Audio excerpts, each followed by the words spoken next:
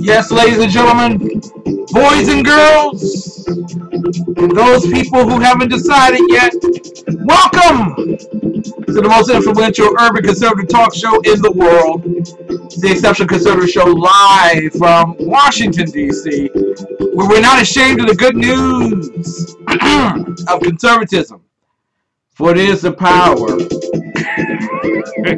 of liberation. First to the Republicans and then to the Socialists. Ladies and gentlemen, we have a jam-packed night tonight. And some of this stuff is actually going to come from a show that I did earlier this week, in fact yesterday. As you're listening to the lift, you know what we do. We take off our hat.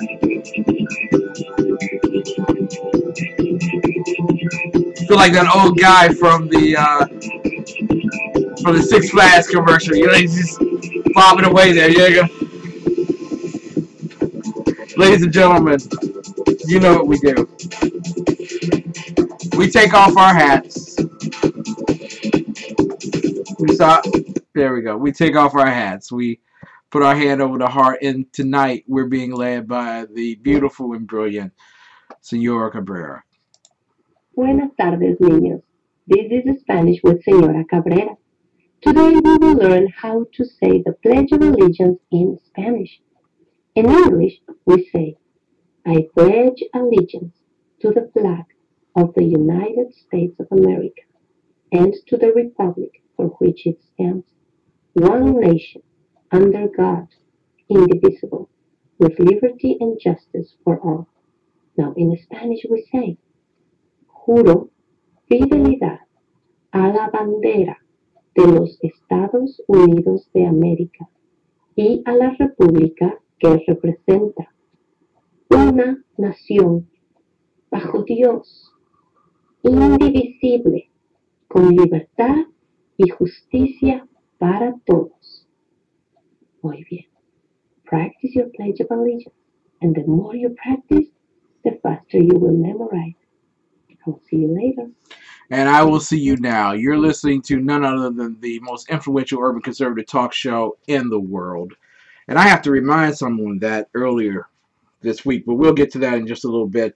I don't know if we'll be able to get to everything before the break. We're going to get it's just jam-packed tonight. But I definitely don't want to get out of my comfort zone. Mary Brockman, my bouncer, is back in SHR Media Live Center here at the ExceptionalConservativeShow.com. Love you. Glad that you are here. Also, the beautiful, the bubbly, the effervescent, and brilliant Mrs. Biggs is also here tonight. And I believe there's another viewer there. And they're just come in. It's the holidays. I really don't expect it. Just like a lot of people don't expect me to be live. But forget that.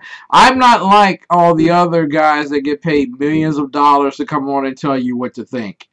I don't try to tell you what to think at all. I tell you what I'm thinking and how you can line up. So, but my cable was out this weekend. No, I mean really. My cable was out. I just had it fixed about an hour ago. And this is the amazing thing. I'm not going to have to tell Riley. I'm going to have to call him or email him and let him know everything's been fixed. A month and a half ago, someone came out from, I'm not going to give you the name of the company because that's just additional advertising for them and they don't need it.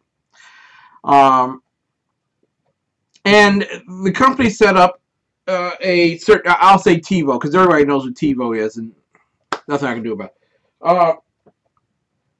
That hard drive to the actual internet that I had as well as my TV. And I got a message. I didn't read it until the 25th of December. It came on the 16th of December via TiVo that virtually said that the programming is out of sync. It's not going to be caught up, and you're going to experience some problems.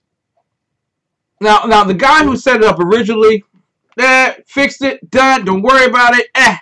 Great, wonderful. We're not going to have any problems. 45 days later, having problems. Okay, so I think this is going to be an easy fix. I spent an hour on the phone before the Redskins game on Saturday trying to get this thing fixed. And the person said, nothing we could do. I've gone through all the stuff with you, all the steps with you. Nothing we could do. Add this additional thing to the package, because when they come out, they're going to say that they want to blame your TV and everything else, and they have to check the TV, and if the TV's busted, then they're going to charge you $50 for it. So you have to get this $4.99 flat pack. It's like, okay, get that. And then I'll have to set up an appointment for someone to come out and see you. So the whole weekend, including the championship game, stuff is on my TV blinking in, blinking out, blinking in, blinking out. 20 minutes goes by, I'm watching the game, and all of a sudden, TV shuts off.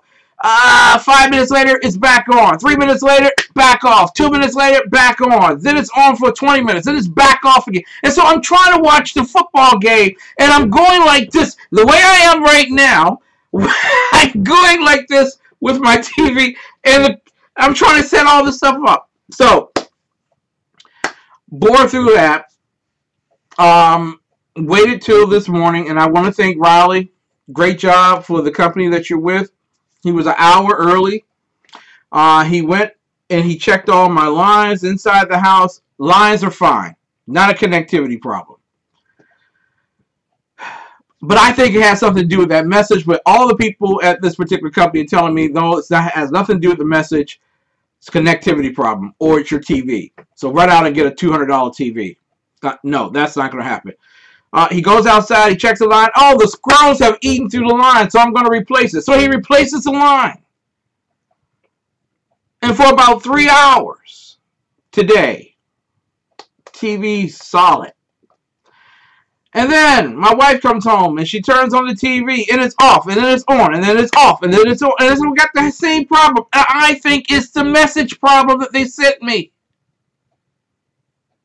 And finally, after all that time, after all those people, finally, someone comes forward and says, it may be the message problem.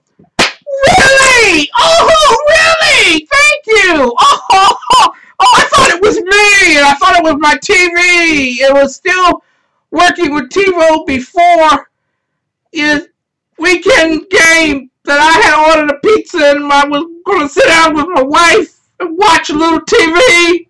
And and so tonight I can say that I followed my instincts. The Lord led me accordingly, and called back. Someone actually deciphered that I was right. Deborah, we love you. Glad to have you here. I deciphered that, yeah, it was the error message.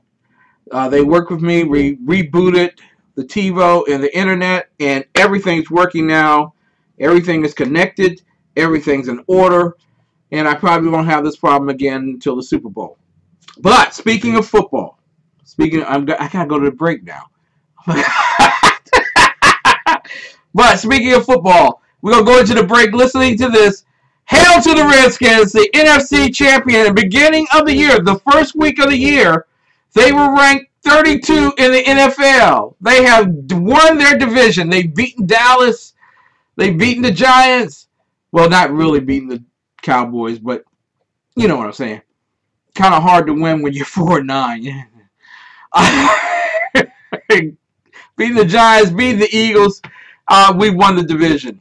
Congratulations to the Redskins. Hey everybody, welcome to CBS Sports. A Washington Redskins division title is in the books after the Redskins crushed the Eagles 38-24 in Philadelphia on Saturday night, the day after Christmas 2015.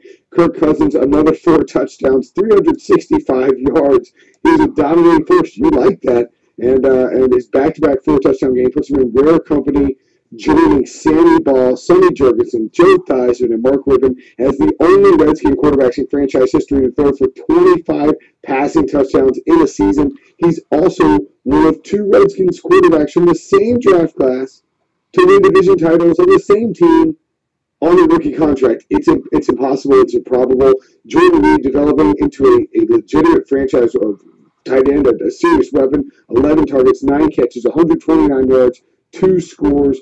And the Eagles, for them, it was more of the same old, same old. They looked like a team that had the upside of being dominant at times, but mostly just struggled to work well. DeMarco Murray, a fumble on the toss that really summed up the Eagles' season. Now it's going to be an all-season. With the Eagles-Giants officially eliminated, it's an all-season wondering about the future of Chip Kelly in Philadelphia, and we move forward with the Redskins likely playing the Seattle Seahawks again. If it feels like deja vu, it should, because this is where they were with Robert Griffin III leading the Chargers a few years ago. There's your answer to the question, the lottery question there. It was RG3 who took the Redskins to the division title in its rookie year. We'll be back. Right swipe. Gonna be a right swipe. This man has shaped his chest hair into a heart. Oh, you stole mine. Right swipe. Right swipe. Right swipe. It kind of looks like my sister. It does. But I know she's not. He's cuddling a kitten. Oh my God, I want to eat their faces. Oh, she's hot. Oh, wait a minute. Oh. That's a lollipop. Oh, that is not a lollipop. Left swipe. Left swipe.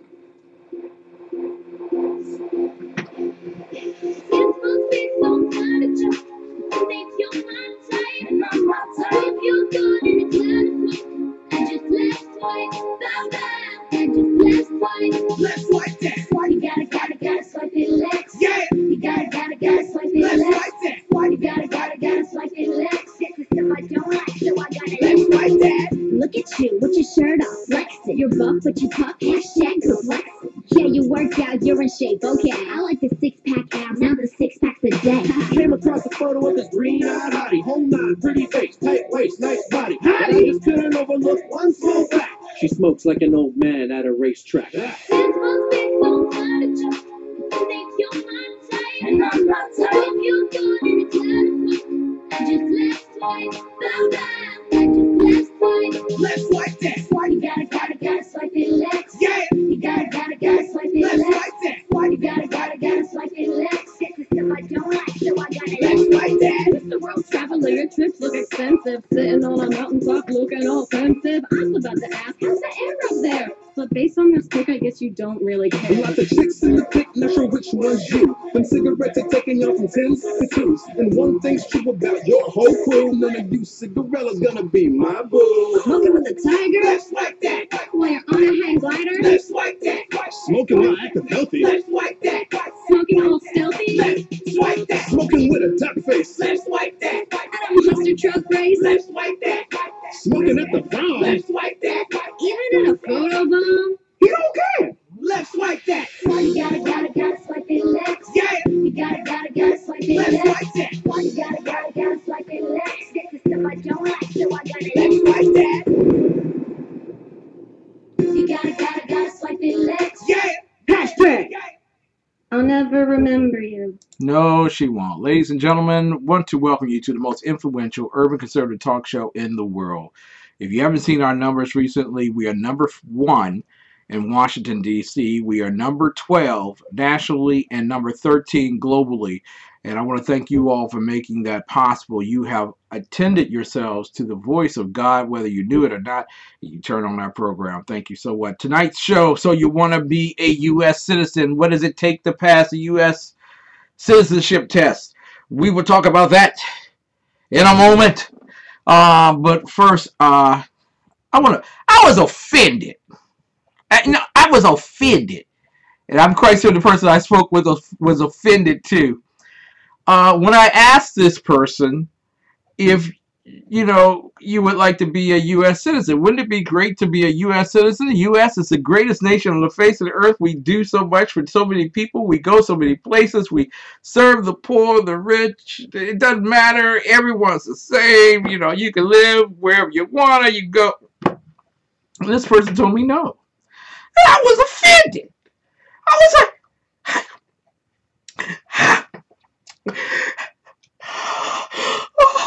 how could you not want to be a U.S. citizen? How could you not want to be? This is the greatest nation on the face of the earth.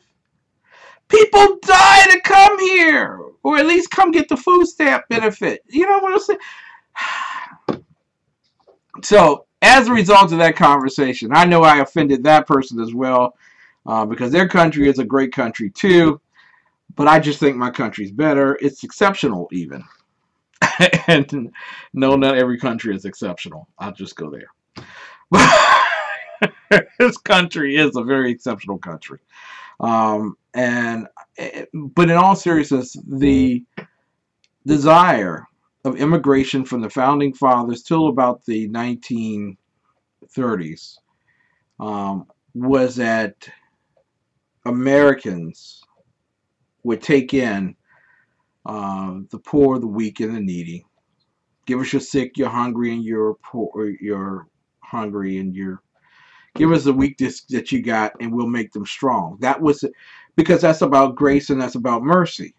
That was a Christian principles. People don't want to assign immigration to Christian principles, but really that's what it was all about. It was you send us your weakest, those that you hate and despise, bring them here, and we will uplift them, and they will become better than the ones that you so loved back home. The concept is not just about grace and mercy. It's about e pluribus unum. It's about all of us becoming one. And listen, there's nothing wrong with your hot tamales. There's nothing wrong with your Swedish meatballs. There's nothing wrong with your matzah. You know, everyone can still enjoy the fruits of their culture, but when we come together, we are one. We don't have 27 different languages for the voting. We don't. You know why we don't? Because in order to be a citizen of the United States of America, you have to speak English. You have to read, you have to write, and understand English. So why isn't English our official language? Because it's offensive? Well, I was offended, but I didn't leave the country because I was offended. Oh, okay. So tonight we're going to talk about U.S. citizenship and testing for it. And actually what the process is for many people. And a lot of people tonight will be shocked at all the hoops that you have to go through to be an American citizen. Also, ladies and gentlemen, I want to talk about the Kwanzaa show that I did Sunday. Not to give myself props, but I probably will. But apparently, I offended someone so badly that they were really hurt by what I was saying, and I could tell they were hurt because when liberals are hurt, well, let me just put it this way: when conservatives are hurt, they come to you and say, "Hey, man, I don't think that makes sense. Please explain it to me." And then when you explain it to them, they say if it's agreeable or if it's befitting the conversation or the principles or whatever. If it fits the principles, they're like, oh, my bad. Like, I understand it like that. I agree with you. Or, you see, I'm glad you talked with me because then I can give you the full complement of the principles and then you'll understand. And then, okay, now you got it. All right, so you can change and we're all right. We're still cool. But when liberals are offended by something you say, okay, when liberals are offended by something you say, they may attack initially your principle, but know that they're coming for you. They don't want to they don't care what you think. They don't care what you speak. What they want to do is stop you from thinking and stop you from speaking. That's exactly what they want to do. So, my show went on for an hour. Yesterday, the Bible study, an American conservatives' exploration of the inspired Word of God. And yes, it's a very long title, and people have told me that you should shorten it. But why? The quality is in the substance, not necessarily the length. You said at the bar. Anyway, Kwanzaa robs the witness of Christ's army to the world, and it does. When you accept Kwanzaa and you bring it into your church, you are defying Christ. And I don't mind saying that to people. If it hurts your feelings, then you're just going to be hurt. That's all right. We ain't got to make love to one another.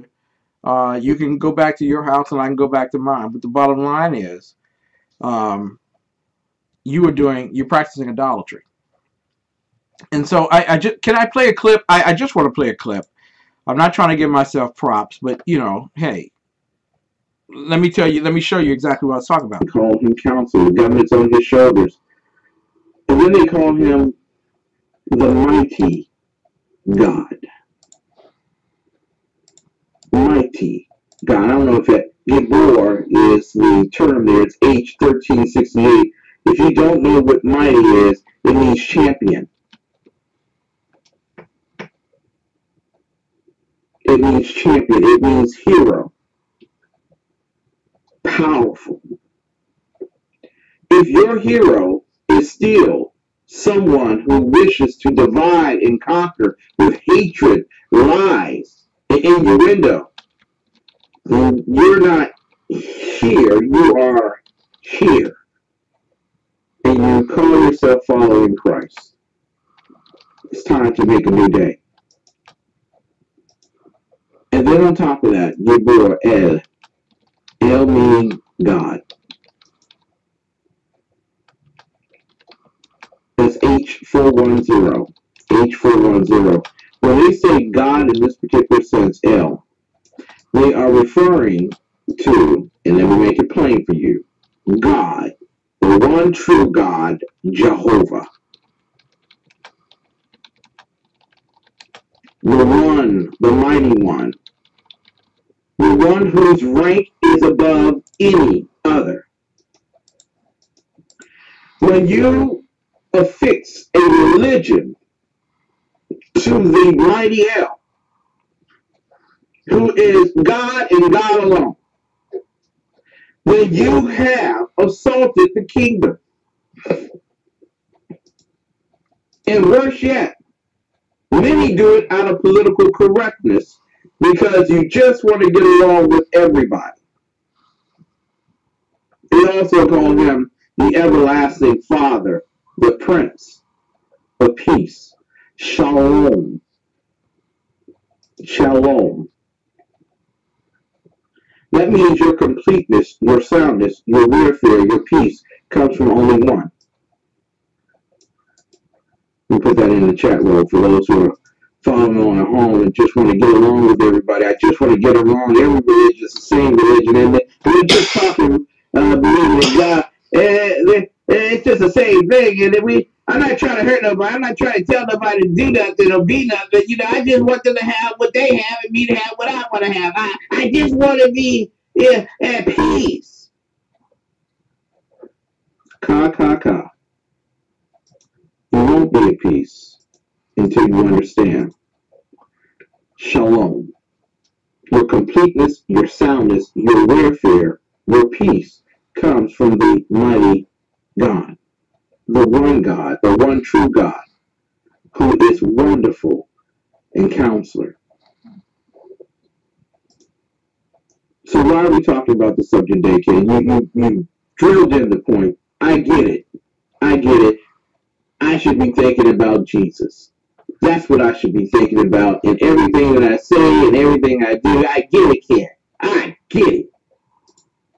But there's still room for Kwanzaa, man, because the white man still is trying to keep the black man down. And as long as the white man is trying to persecute and persevere and take away that which is the purpose of the black man, then the black man will not know peace. And the peace that cometh unto man shall never know true peace, which comes from God. You know how that sounds good? All I got to do is do that for a lot of people, and it sounds good. But it's foolishness. God does not divide you by the color of your skin. He divides you by your faith in His Son, Jesus Christ. If anything separates you from the love of God, then you need to separate it from the love of your life.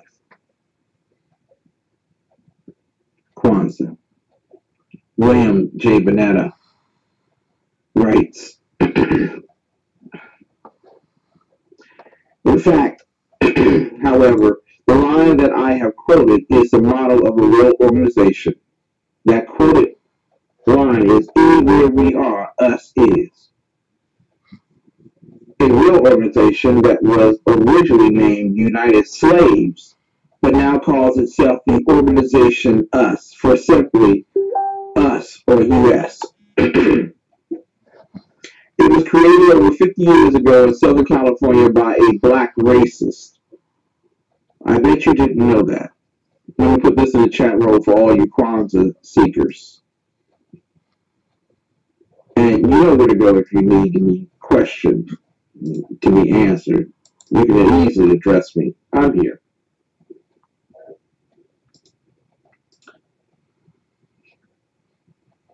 His name, the racist name, was Ron N. Everett, but later had assumed the name Maulana Karenge. You see, the name matters. You see, I have to sound like I know what I'm talking about in order to persuade. You see, Satan is a light, and he will alight himself in such a fashion that he's attractive enough to bring you in and to attract you, and wise enough to convince you that you're doing this of God's accord. William J. Bonetta writes, Ron N. Everett, but later had assumed the name Maulana Karenge. Karenge, known chiefly as the inventor of Kwanzaa, a fake African holiday. I want to repeat that for you once more. Kwanzaa is a fake African holiday. Ladies and gentlemen, you just don't know what happened to my Facebook page after I made that pronouncement around the world. Yes, ladies and gentlemen, and people know they've been listening to my show all these years. This is the first time I've ever played back any portion of my show, and the reason why I wanted to do that is to present the evidences and truths behind the matter. If you listen to that Bible study, which is one of the most listened to shows in the past 24 hours on the YouTube network that I have, wow, some people are offended. I'm just offended. Just offended. So offended. You're right, Mary. Africans never heard of Kwanzaa. Mason Weaver sent me a note earlier today talking about Kwanzaa, and he graduated from Berkeley, which tells you a lot about a conservative who had to graduate from Berkeley. A black conservative at that. But he said he speaks Swahili, has lived around people who have spoken Swahili. He understands Swahili. And when he asked people in Swahili if they had ever heard of Kwanzaa, they all burst out laughing. The gentleman who protested me thought I was lying about all this because the people that raised him, and if you all should have been listening to me during that week that everybody else took the vacations or whatever. How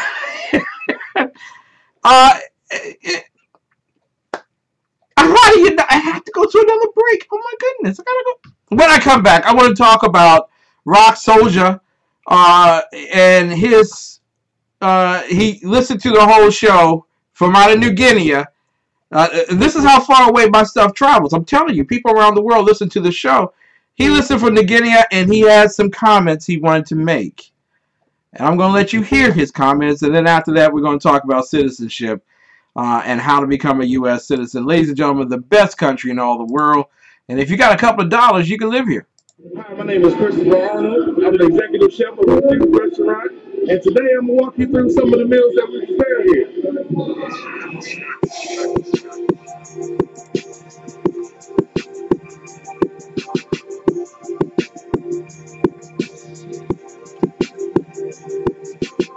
So we're making a pizza. We use French Italian sausage that they cook here and slice it up. Our pizza dough is in-house made. Our pizza sauce is in-house made. So everything is fresh and individual.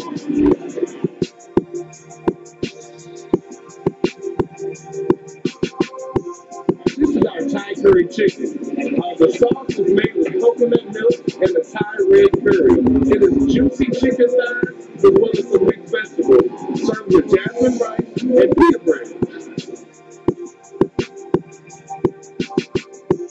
So now we're going to prepare our famous blackened tilapia and grits, our fish and grits on the menu.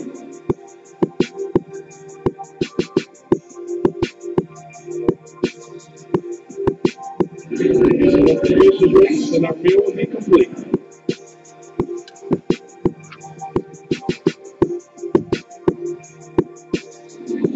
Let me tell you about our infused beef burger. So we keep the spice up just a little bit with our infused sauce. We start off with 80-20 USDA ground chuck, ham patty burgers, nice half a pound of burgers, and we're going to grill it to perfection.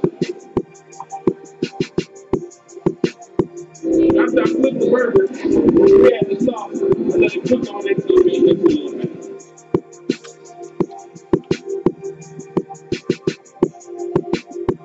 We're going to add a little bit of pepper jack cheese to this burger, spice it up a bit.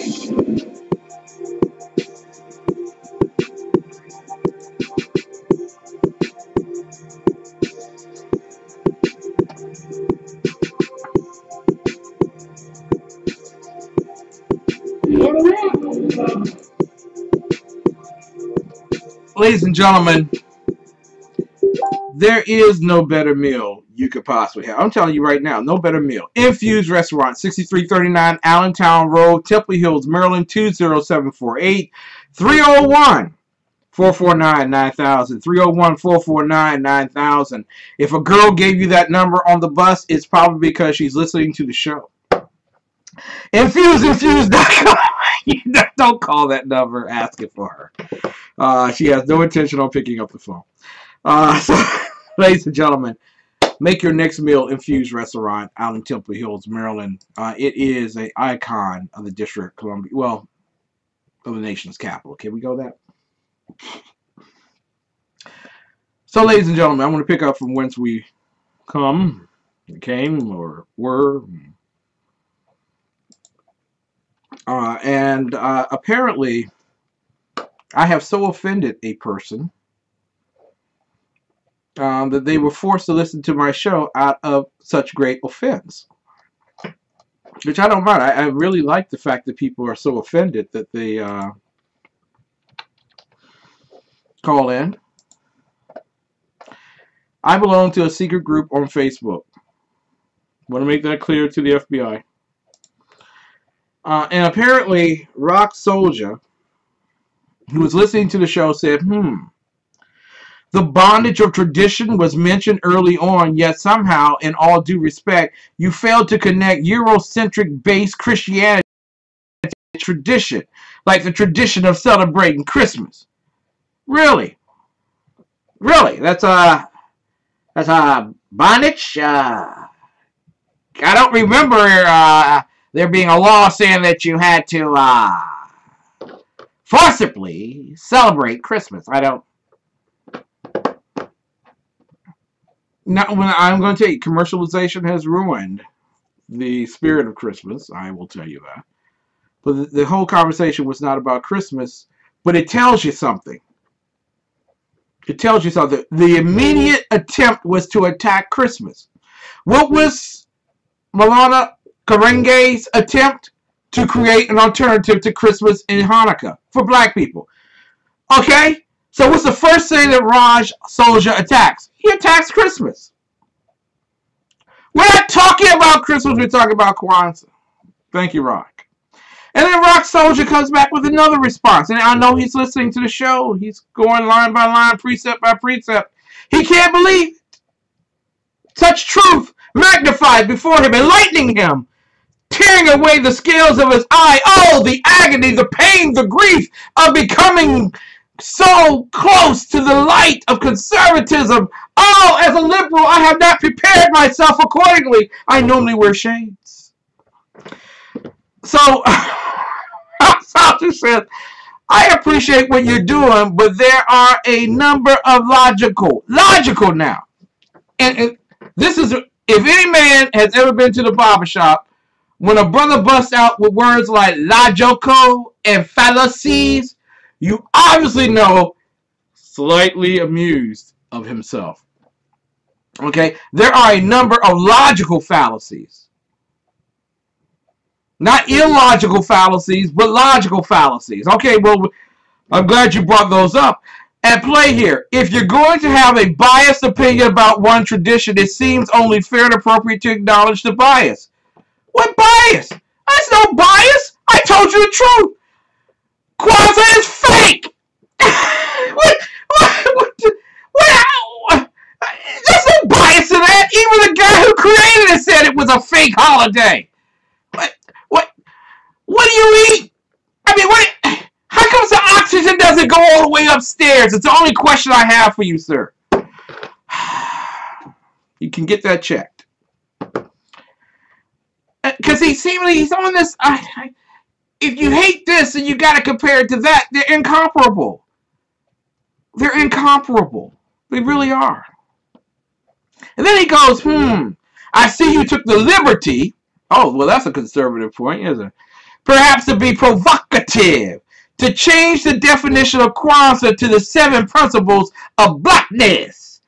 I'm doing my best to listen to this video, but it's dripping in black respectability politics and bias.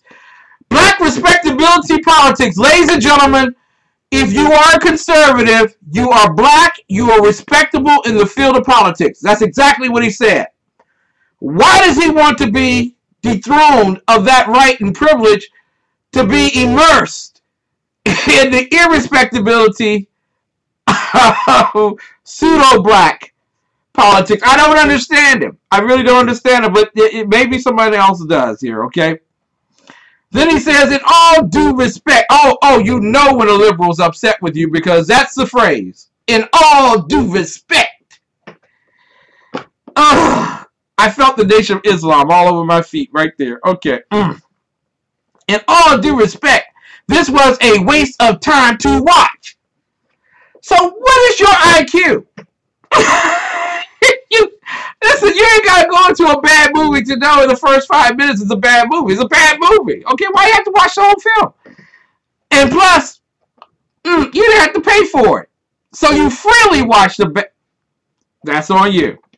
In all due respect, this was a waste of time to watch. All it did was confirm your biases. Well, it's my show. It wasn't the Rock Soldier show, was it? Did I change the name? No, it was an American Conservatives exploration of the inspired word of God. And we went through the inspired word of God and compared it to Kwanzaa and crushed it. What's up with you? Seems to be a vanity project instead of a non-biased educational or empowerment video. And this is when you know that you're fighting alone. As a conservative, we are lone wolves. We've been trained to fight. We've been trained to be Christians, number one. Number one. And going to a Catholic school and walking through the hood with your uniform on, you better love Jesus. Okay. Christianity. Then conservatism, meaning that there's a moral order to things and there are principles that you follow in your life. You're going to have to fight against those who don't like to live by principles. And then capitalism. You got to teach people that it's all right to make money and it's all right to be wealthy. There's no curse against being wealthy. Not even in the Bible. Jesus spoke to the rich and the poor. But liberals can't fight like wolves. They have to assemble themselves amongst many so that they can attack one. And so he says, clearly, I'm the only one that listened to this sophomoric rant. There's so much to pick apart that I'm paralyzed with indecision. That's a clue that you're a liberal. All liberals are paralyzed with indecision. That's what they are. They're paralyzed with indecision. Conservatives are not. I've already decided. I already know. Now, if you can present me some logical fact here, not fallacy, but logical fact, I may be persuaded. But I am not persuaded by your grinds and rinds and bemusements. So this is my response back to him. And there's a theme here in my responses. Karenge establishes Kwanzaa, an African American holiday, to give blacks an alternative to the existing holiday and give blacks an opportunity to celebrate themselves and their history rather than simply imitate the practice of the dominant society. Oh, where did I get that one from? That was from Afro-American History. Afro-American History Timeline, 1965 to 1969. If you go there and look, you'll find it right there. So I have done my research. I'm going to put it in the chat room just in case somebody thinks that I haven't done my research. Here we go. Okay. New Guinea. I'm sorry. Thank you, Mary. Thank you. Mary's always watching out for me. Mary's my other producer for my show. The other producer is my wife, Mrs. Biggs. They produce my show. They make me look good. New Guinea. Okay. So, it is the African American timeline, 1965 to 1969. New Guinea, right off of Australia. There you go. Okay. And then, here's another piece.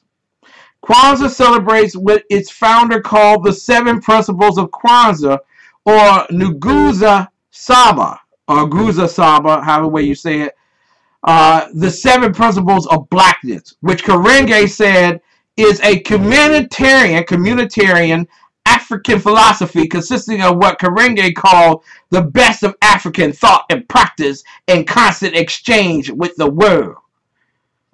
It was Karenge who called it the 7 principles of blackness, not me.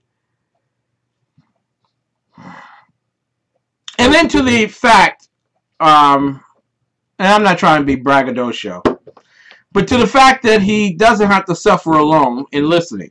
Our audience is growing around the world. Our ranking numbers are falling. Here's the result. The Exceptional Conservative Show ranked top 15 thrice on Reverb Nation spoken word charts. December 28, 2015, we are number 1. National ranking 12. Global ranking 13. I end my retort to Rock Soja and so many others that have been hoodwinked, bamboozled, and led astray. Rock Soldier, by the way, I chose Afro-centered references because you only understand black and white and color. So there you go. It's the truth. Some people can only understand black and white in color. When we come back from this particular break, I want to go over what it takes to do this, and we're going to go into the 4th quarter with that. There's some other stories I want to broach with you, including a big story tonight. The Democrats pay black campaign workers 30% less than their white counterparts. Yes, that's the Democrat Party. We'll come back with that probably. But we will definitely talk about tonight what it takes to become a U.S. citizen. It's a whole lot. Trust me, a whole lot. You're listening to the Exceptional Conservative Show live from the nation's capital, where we are not ashamed of the good news of conservatism, for it is the power of liberation. First to the Republican, and then the Democrat. Right swipe. It's gonna be a right swipe. This man has shaped his chest hair into a heart. Oh, you stole mine. Right swipe. Right swipe. Right swipe. That looks like my sister. It does. Oh no, she's not. He's cuddling a kitten. Oh God, I want to eat their faces. Oh, she's hot. Oh, wait a minute. Oh. That's a lollipop. Oh, that is not a lollipop. Left swipe. Left swipe. It's must be some kind of joke. You think you're my type, and I'm not type. Hope you're good in a cloud of smoke. I just left swipe, bye bye. I just left swipe. Left swipe that. Why you gotta swipe it left? Yeah. You gotta swipe it Left left. swipe that. Why you gotta swipe it left? This is stuff I don't like, so I gotta Left swipe that. look at you with your shirt off, flexing. You're buff, but you puff, hashtag perplexing. Yeah, you work out, you're in shape, okay. I like the 6-pack abs, not the 6 packs a day. Came across a photo of this green-eyed hottie. Whole 9, pretty face, tight waist, nice body. I just couldn't overlook one small fact. She smokes like an old man at a racetrack. This must be some kind of joke. You think you're my type, and I'm not type. Hope you're good in a telephone. I just left twice, blah blah. I just left twice. Let's swipe that. Why you gotta swipe it left? Yeah. You gotta swipe it left. Let's swipe that. Why you gotta swipe it left? Get the stuff I don't like, so I gotta let's swipe that. The world traveler, your trips look expensive. Sitting on a mountaintop looking all pensive. I'm about to ask, how's the air up there? But based on this pic, I guess you don't really care. Lots of chicks in the pic, not sure which one's you. Them cigarettes are taking y'all from 10s to 2s. And one thing's true about your whole crew, none of you cigarella's gonna be my boo. Smoking with a tiger? Let's swipe that. While you're on a hang glider? Let's swipe that. Smoking while acting healthy. Let's swipe that. Smoking all stealthy? Let's swipe that. Smoking with a duck face. Let's swipe that. At a monster truck race? Let's swipe that. Smoking at the prom. Let's swipe that. Even in a photo bomb? He don't care. Let's swipe that. Why you gotta swipe it left? Yeah. You gotta swipe it Let's left. swipe that. Why you gotta swipe it left? Get the stuff I don't like, so I gotta Let's swipe that. You gotta swipe it left. Yeah. Hashtag. I'll never remember you. Oh, that is so sad. Ladies and gentlemen, welcome back to the Exceptional Conservative Show live from the nation's capital. Doop, whoop, whoop, whoop. A lot of you all are slightly concerned, especially you Baptists. Exactly what am I drinking out of this brown bottle? It is root beer. I will not tell you the name of the company that makes the root beer, but I will assure you for the fact that this is root beer that I'm drinking. And if anyone knows me, I am a teetotaler. I do not drink. So, not encouraging the kids either. But if you are going to drink from a brown bottle, make certain that it's filled with root beer. That's all I got to say to you. You'll have a wonderful life after that. I want to thank Mary Brockman, my bouncer. If you diss her, you diss me, you will be dismissed. She's in the chat room, helping me along, producing the show. And thank you for loving my cap. I love my cap, too, because tonight is Redskins night in the NFC. Remember when everyone was laughing at the Redskins and wanted them to change their names to the Bobby Sox? Redskins! And as a Native American, but do you have to wear the Native American hat for the Redskins? You all know. Is this? Yeah, this is a Native. This is one of the Native American hats there. It's a shame you got to do that. It really is. I just love the Redskins. I love the name too. That's a beautiful name. Stockings for Soldiers Incorporated, Delaware Incorporated at least, was founded to help improve the morale and welfare of members of the armed forces of the United States of America deployed in harm's way. They accomplished that mission by sewing holiday stockings and filling them with special items for the troops. Many of the stockings that are sent are for a specific person with their name on the stocking. And for many troops, the gift is all that they receive for the holiday. They've sent out a ton of gifts, but trust me, they still have to raise money for 2016 and to pay postage. So they're trying to send a touch of home as well as personal messages of support to remind the troops that they appreciate all that they do, and we do as well, and to let them know that we have not forgotten them over the holidays. Now, we depend on the generosity of others to help us to accomplish our vital mission. Stockings for Soldiers, Delaware Incorporated, is a 501c3 nonprofit organization. As such, donations are deductible to the extent allowed by law. Please consult your local tax professional for more information. And if you would like to make a donation to our community project, and especially it's coming towards the end of the year, you still got some time. It's the 31st. If you date it by the 31st, you can write it off on your taxes this year. If you'd like to make a, well, actually, you need to talk with your tax professional. Make certain now. If you'd like to make a donation, please send it to Stockings for Soldiers, Delaware Incorporated, 1911 Folk Road, Wilmington, Delaware, 19810. Listen, there is so much on tonight's show, and I do apologize. It is just full. I mean, it is just really full tonight. I was going to talk about the Pennsylvania scandal that's going on, where a Supreme Court justice may have to lose his spot. But we'll have to get to that in a bit. There is a story out there, and let me just say that it's not only the Democrats that will pay and individuals at a very low rate who were doing outreach to black communities, per se, during the campaigns. Republicans also do the very same thing, but ladies and gentlemen, it's not done as grossly as the story that I want to talk with you all about tonight. In fact, it's an embarrassment to all mankind, especially individuals who protest so vividly that it is the Republicans that are the racist. It is the Republicans that seek to do harm to black people. It's the Republicans that are tearing down black America. The truth couldn't be any further from that. In fact, let me put this into the chat roll tonight. I want to give this to you. It's been one of the biggest pulls tonight off of the Exceptional Conservative Show Facebook page.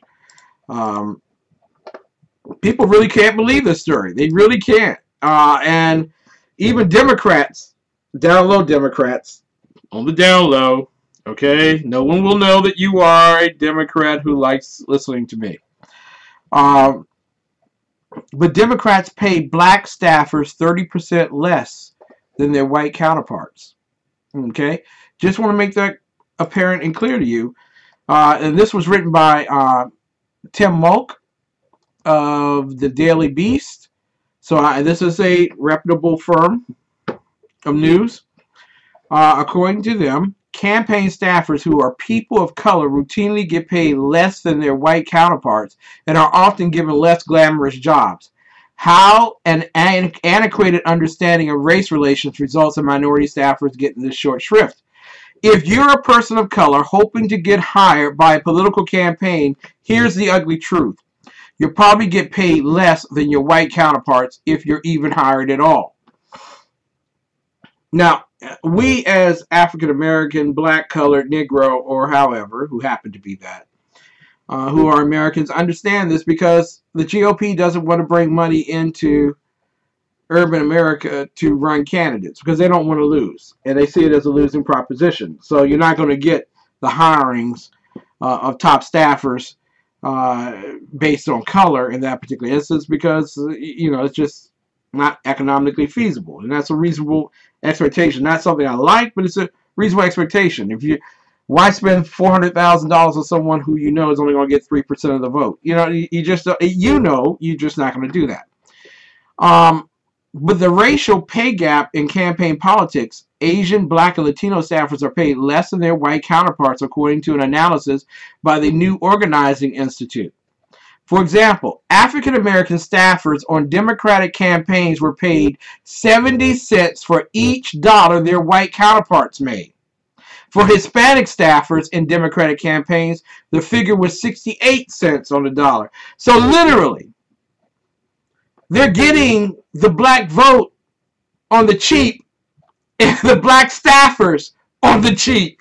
You don't have to pay for a black vote.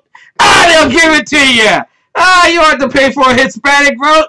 They'll give it to you. You don't even have to hire them on your staff. Just tell them that you like them. That's all you got to do.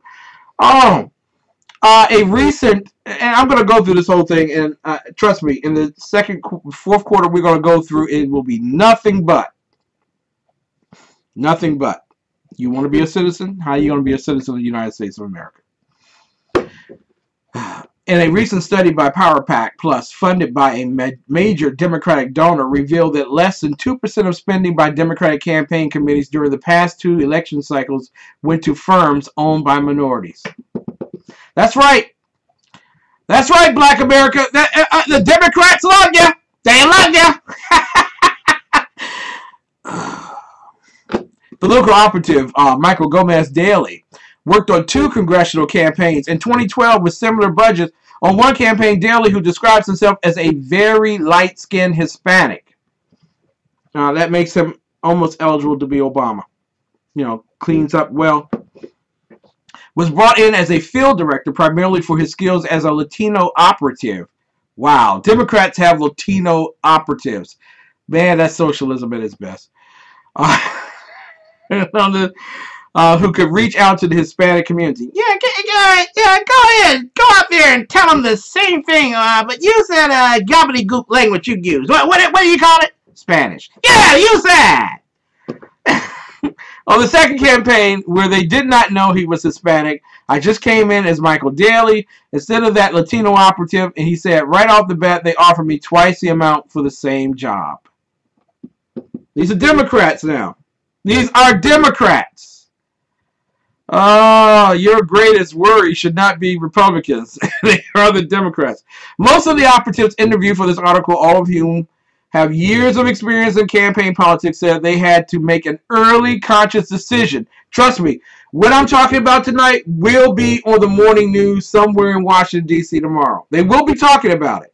They may not like it, but they will be talking about it. That's why I do stuff like this. That's why more and more down-low Democrats are listening to this program. That's how the numbers are going up.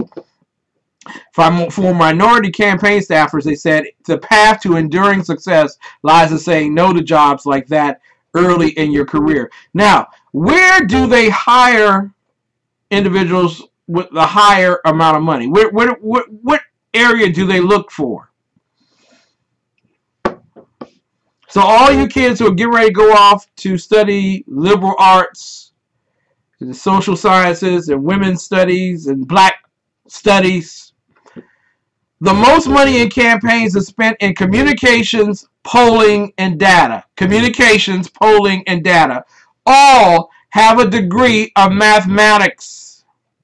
All of them do. And those parts of the campaign is very much mostly white. So, you want to make a lot of money in the world of politics. Do not go in talking about you want to help somebody win an election. You need to be able to go in and tell them where they have the best chance of winning their election, be able to communicate well, and be able to read polling data, statistics, math, science, social science, no more. So, ladies and gentlemen, the issue of race can sometimes create doubts even in the minds of the most experienced operatives. If the swing population in an election are white, you do wonder if you're going to get hired, said Tawana, an Indian American with experience on campaigns.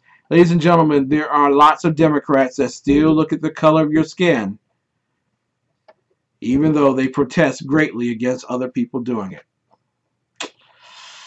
Black people, Negroes, coloreds, African Americans, you have really set yourself up for a lengthy period of recession. But keep voting Democrat. It works for you. We'll be back. We'll be back right after these messages. You're listening to the Exceptional Conservative Show live from, I bet you Tom Joyner won't talk about this. Tom Joyner, oh no, I wouldn't dare talk about this one. Hi, my name is Christopher Arnold. I'm the executive chef of a Fuse restaurant, and today I'm going to walk you through some of the meals that we prepare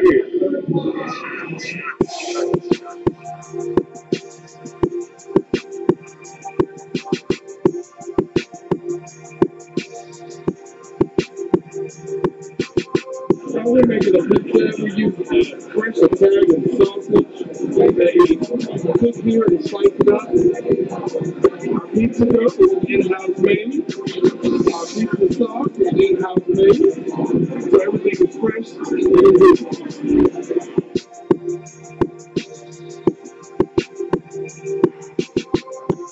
This is our Thai curry chicken.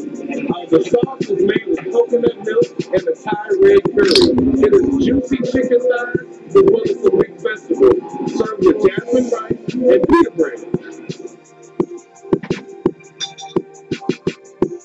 So now we're going to prepare our famous blackened tilapia and grits, our fish and grits on the menu.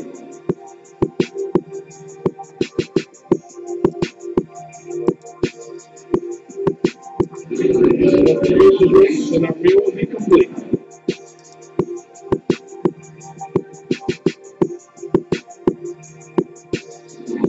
Let me tell you about our infused beef burger.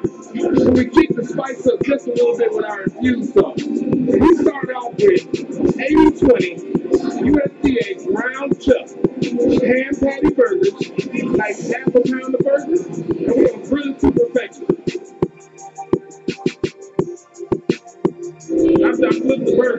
We had the sauce that it took on into the meat a little bit.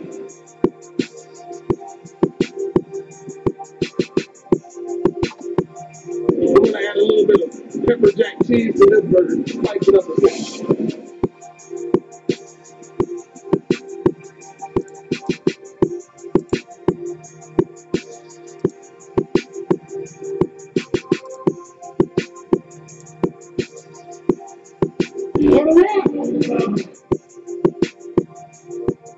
Ladies and gentlemen, it is nothing but the truth to be able to have your meal. My name is Chris. Thank you, Chris.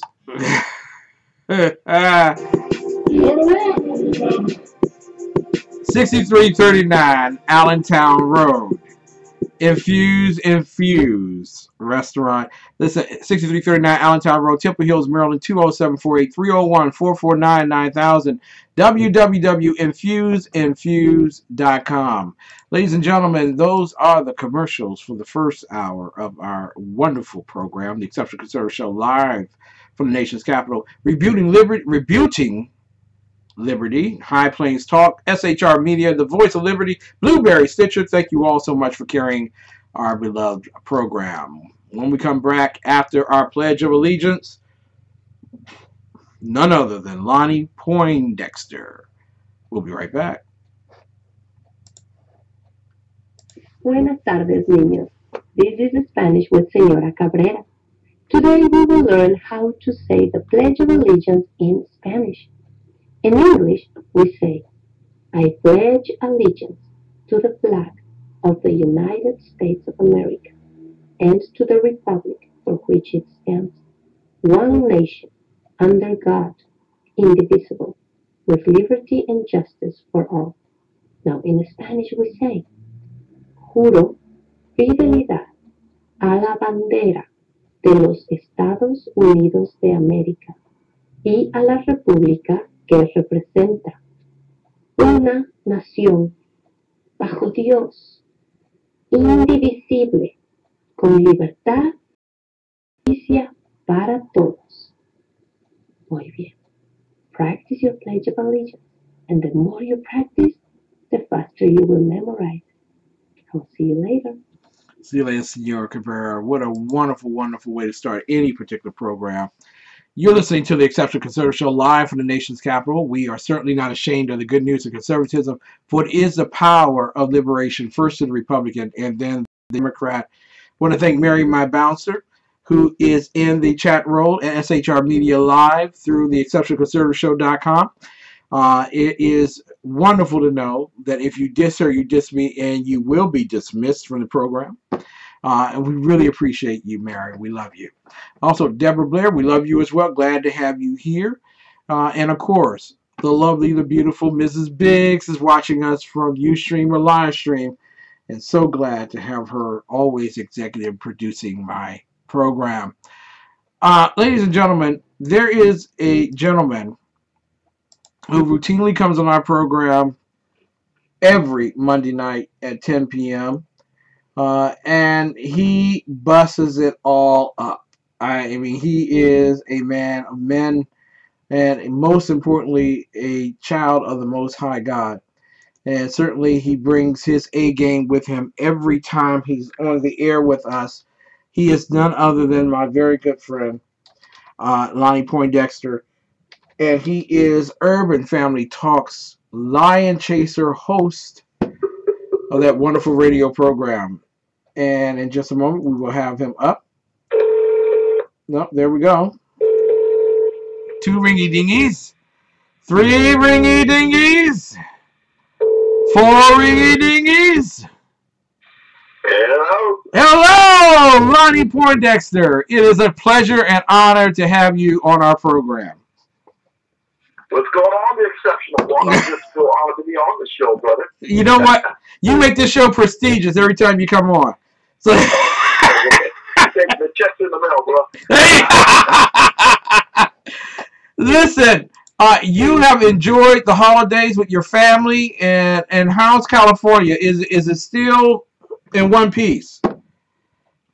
Well, you know, there's a mass exodus out of the state. I think that's what's causing the weather patterns.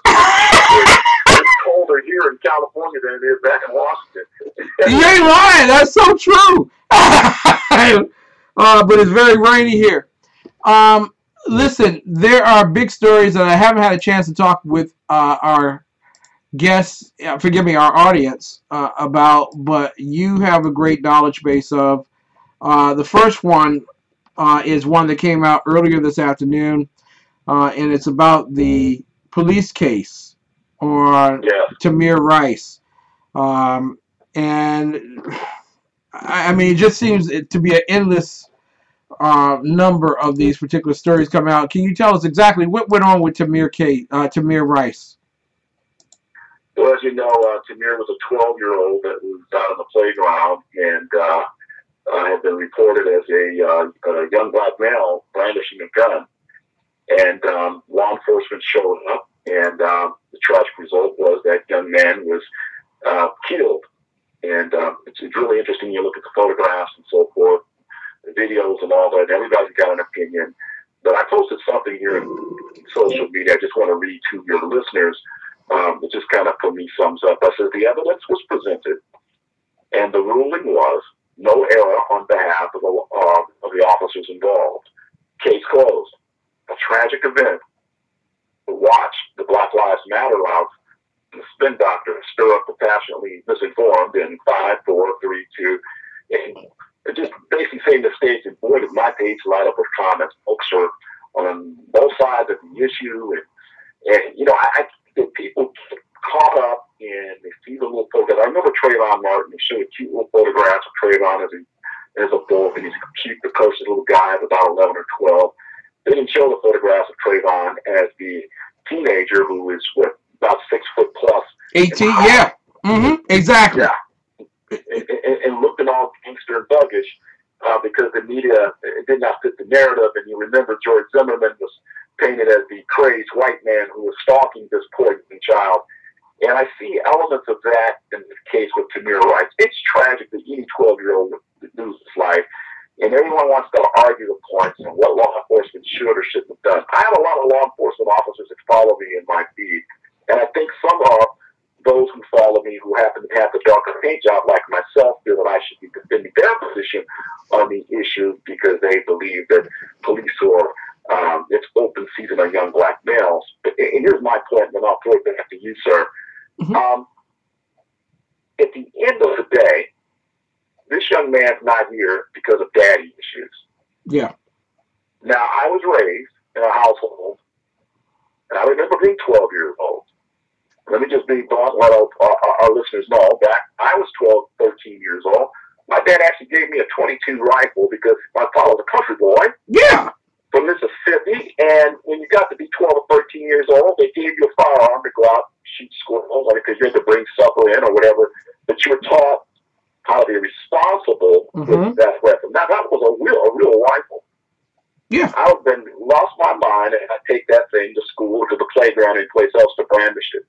This young man had a toy gun, but where in the world was the paternal oversight to teach that young man you do not want to be out brandishing a weapon, especially if you happen to be a young black male, especially in the current era that we're in, current events taking place across the nation. That's no longer here. It's tragic. That police officer has to live with the choice that he made to fire his arm. But I think that the ruling that came down is favorable, but you can bet your bottom dollar that the Black Lives crew will be all over this, and your brothers, the Race Brothers, the Race Brothers, I'm sure, will be scheduling a press conference tomorrow the day after. Exactly. If they're not already being helicoptered in to protest, they probably got people being bussed in from Tijuana to come protest this particular event. You're guaranteed food stamps if you protest. And we're talking, but Lonnie Poindexter is an amazing broadcaster, world-renowned, and the host of LionChasers. We're talking about Tamir Rice, and I know a lot of people, at least on my side, think that, well, Ken, you're not really black anyway, so I know you're going to line up with the police. But yeah, you're not black enough to make a comment on this, Ken. But here goes. I don't know how many people in the world have as much information to make a decision on these blockbuster cases as the grand jury does. Thank you. I trust the people that come on the air, Fox and MSNBC and whatever. They give their legal opinion, but that's all that it is. It's not based on facts. It's based on opinion and based on some things that are just hyperbole at the very best. Take, for instance, you raise the gun issue, and it should be something that's talked about succinctly. That gun that he had looked like a 9M. I don't know. And wasn't it these same liberals that made it a case in point in the 80s, and certainly late 80s, early 90s, that every toy gun had to have an orange cap on it? What was his orange cap? Well, he knew that the orange cap would not give the street cred that he desired. Bingo! You know, when you're back, can you say that again? Lonnie, can you say that again so that my fellow down low listeners who are ready to go out there and march behind Sean King and the rest of the Black Lives Matter crew, he gets a pass. Can you tell them again why there's no orange tip on that gun? Because he made sure there was an orange cap on that gun, so it would brandish and look like a real weapon. They've got photographs and video of that gun man pulling that weapon out and scaring people to the point folks ran from the area. So when the police show up, they're in reports somebody brandishing a gun. So they're on alert. Let me tell you something. If I'm a law enforcement officer, I'm going to err the side of caution because at the end of the day, I want to go home to my wife and kids after my shift. Yeah. I'm not here to sit there and do critical thinking and sit there and ponder for minutes on end about whether somebody's intent is to shoot me, especially if I'm in the day and age where young black males have a propensity to stand up and stand against law enforcement officers. So I'm first of all thinking about protecting the citizens' breathing, but also I want to go home. It's tragic, man. I mean, he's got to live with the fact that he shot a kid. Yes! He's got to live with that. Yes! I mean, to say that this guy's in error because he pulled out his weapon and fired upon a kid. Now, here's the thing that they're saying now gets me. Well, after 3 seconds, they shot him. They didn't even sit there and determine the circumstance. I've got police officers going ballistic on my page talking about, you know, who are you to sit there and tell us when and what we should do? And you've never been in that situation, life or death situation. Now, you know, the person who says that, who stands in front of the barrel of the gun, will probably say, you know what? How come the police didn't come right when I called them? You know what I'm saying? You want them to do stuff for you that you can't do for yourself, and when you're put in that situation, you blame them for not being able to do what they're supposed to do. These are mixed messages to the police. Am I right? No, I agree, brother. I agree. And the elephant in the room, as I stated prior, is where's the paternity? Where's the influence over this young man's life to keep him safe and from harm? That's the core issue. We know that in our community. We know what the numbers state. I talk about them all the time on my show. 70+% black households in urban America, single parent, typically, head of household. You know, brother, when I was in Jamaica, they got the same issue going on in Jamaica. I was there a couple of weeks ago, and it's the same issue taking place there. Young black males roaming around as unsupervised black male youth, not unlike in wolf packs, because there's no paternity to keep them in line. And that analogy I use with the bull elephants. And they have the same issue as if their numbers are high as 80+%, while their numbers are at 70+% across America. It's sad that Tamir Rice is no longer with us, but you need to look at what the real issues are. It's a false narrative sitting here talking about police open season on young black males. I think the stats I was using is 7-to-1 for every encounter that a law enforcement officer that has to be white with young black males. There are 70 young black males that are accosted by other young black males. Yes. 70-to-1. The bottom line is, and also I want to go back to this and if we get a lot of on the Tamir case, but you and I both know that tomorrow morning, tomorrow night, my show is not going to talk about Tamir Rice, but your show is going to be just inundated with people calling in about Tamir Rice and how they could possibly take away from the world such a great young promising black boy who was brandishing a gun. But Experts were hired by McGinty, and they concluded the shooting was justified. Experts were hired by the Rice family. They concluded that it wasn't justified. Both sets testified before the grand jury. The grand jury heard from both sides, and they had to decide whether the action was justified and not a homicide. And in this particular case, it was justifiable. Why is it that we have such a I won't say brain dead. We have such a community that believes that the jury, no matter how it's picked, it's just going to be guilty every time against a black person?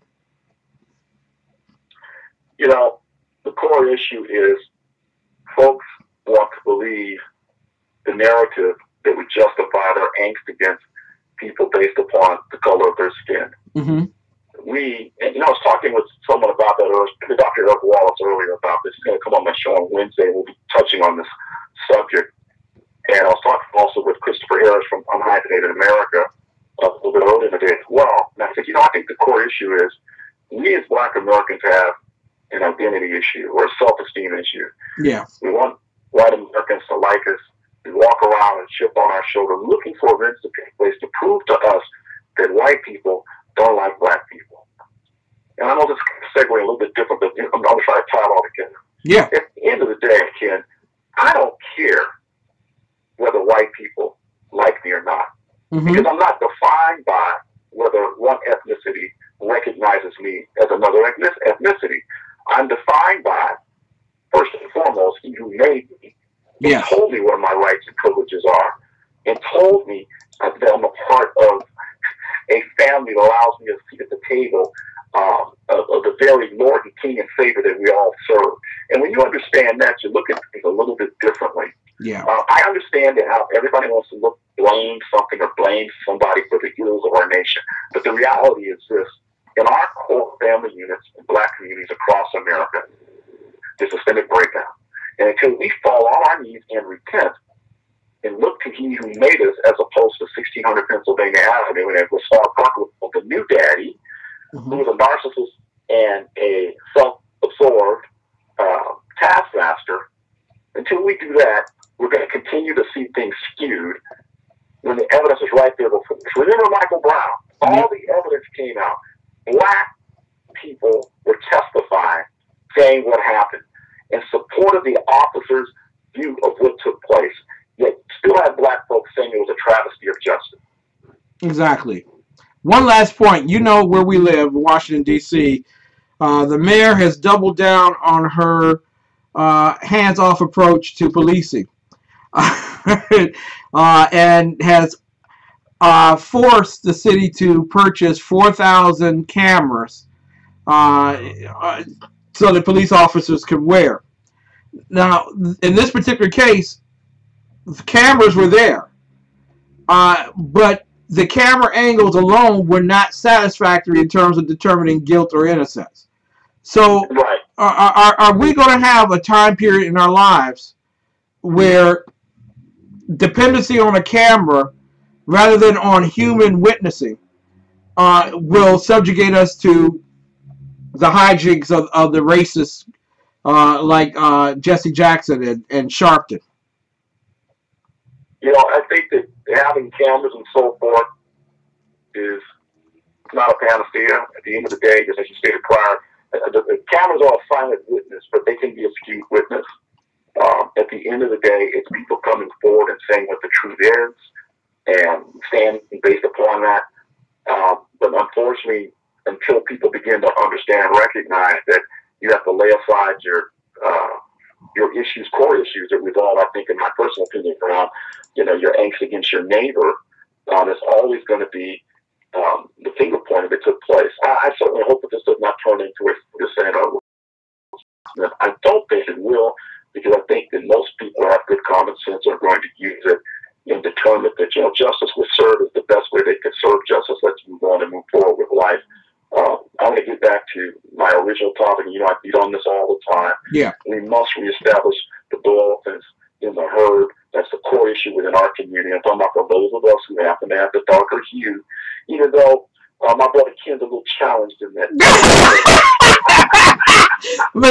Millennial insensitive. He's black and then he's black before I know.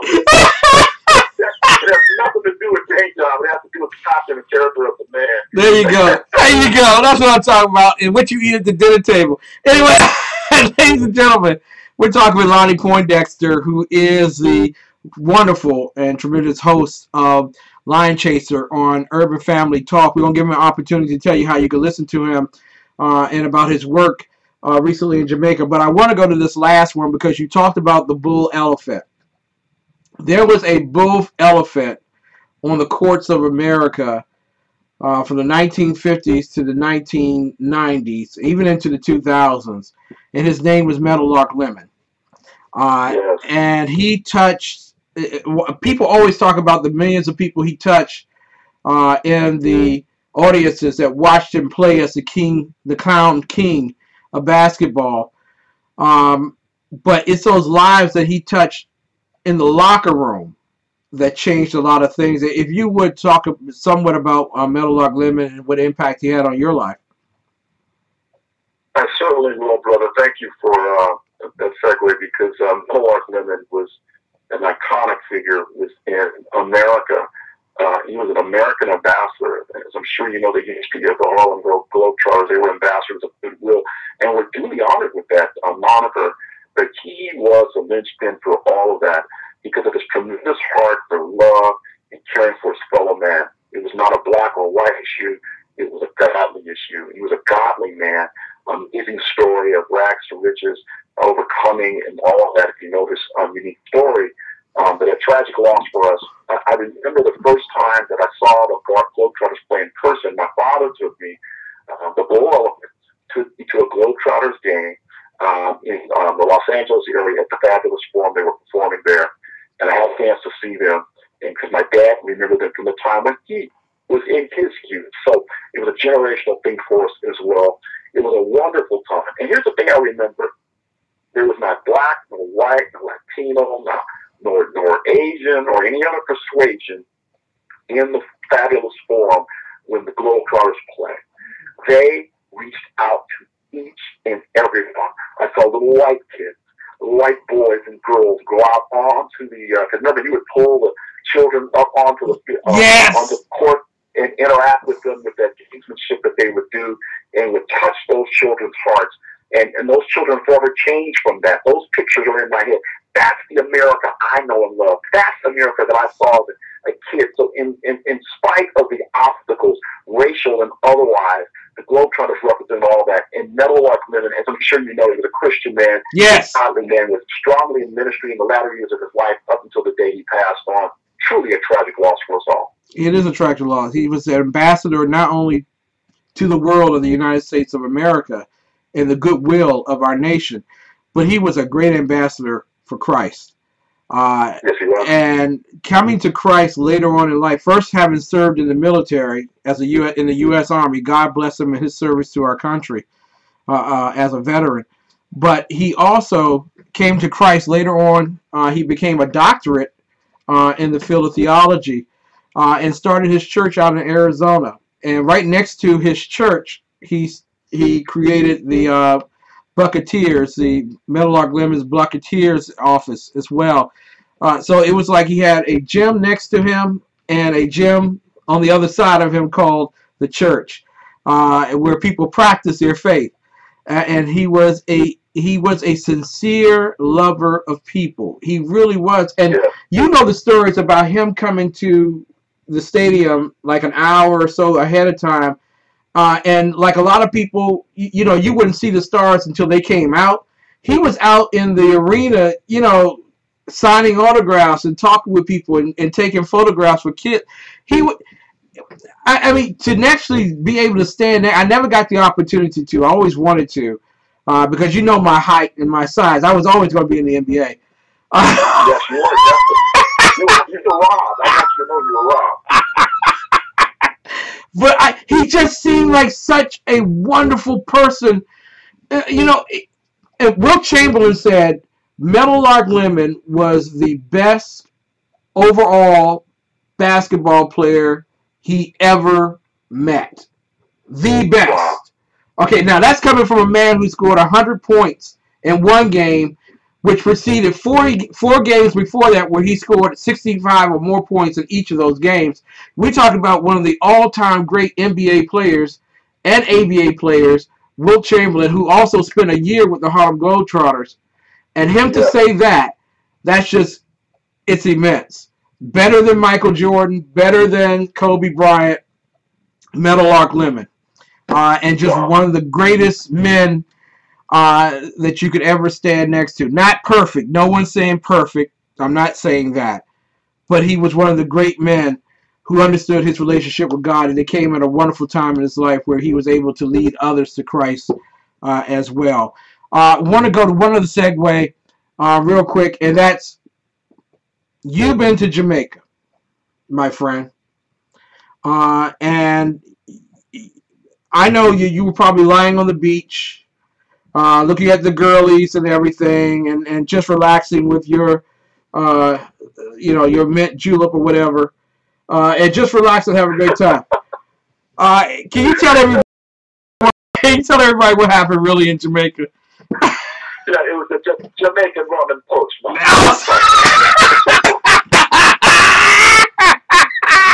me tell you something. I wish that was how my trip went to Jamaica. I now truly understand the term, the reputation Jamaicans have in America. They say working like a Jamaican. In other words, if you don't have at least 2 or 3 jobs, you lazy bum. From the time I set foot in Jamaica, my plane arrived at 6 a.m.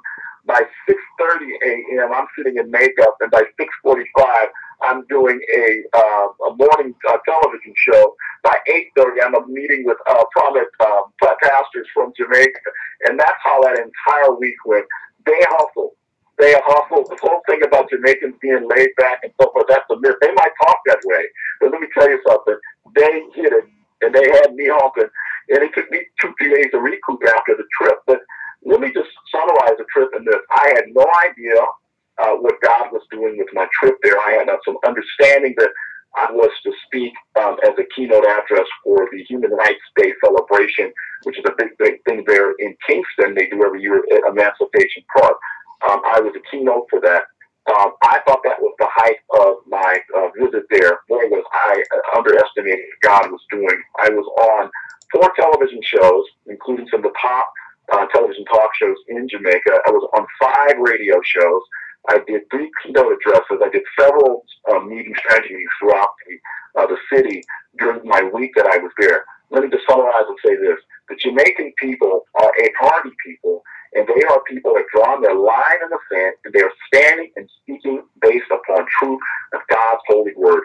They showed me where foreign policy from America's foreign policy is lording over them, trying to force them to acquiesce on standing up and professing what God's word says and having their nations built around that.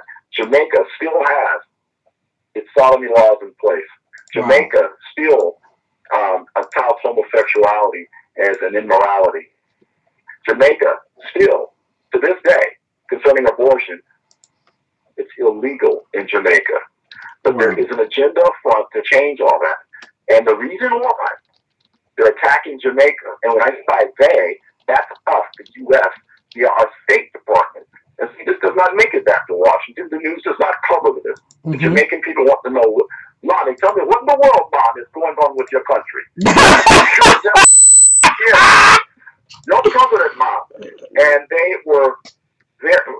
When our president spoke, I believe it was earlier this year, and told them that they need to acquiesce on this whole normalization of homosexuality, they weren't having that. Yeah. And they want to know what in the world's going on in America, and in particularly, what is happening with the Black American church, that the Black American church is not standing up in protest in what our president is doing. That's what I've heard from them. Well, you know what, Lonnie? You're going back this year to Jamaica, and I thought it was an embarrassment that we have to defend not only Christianity, conservatism, capitalism, but we have to defend ourselves against our own president. and having to teach them the very same thing. I want to go back with you, and I want to let them know that you're not the only one representing. There are more of us out here that believe in Christ Jesus and what he believed, and that our nation needs to change in order to be a better light to the world. So whenever that is, sir, I want to go back with you. Brother, you are on the short list, and I will keep you posted. Okay, that's a reference to me in the NBA, isn't it?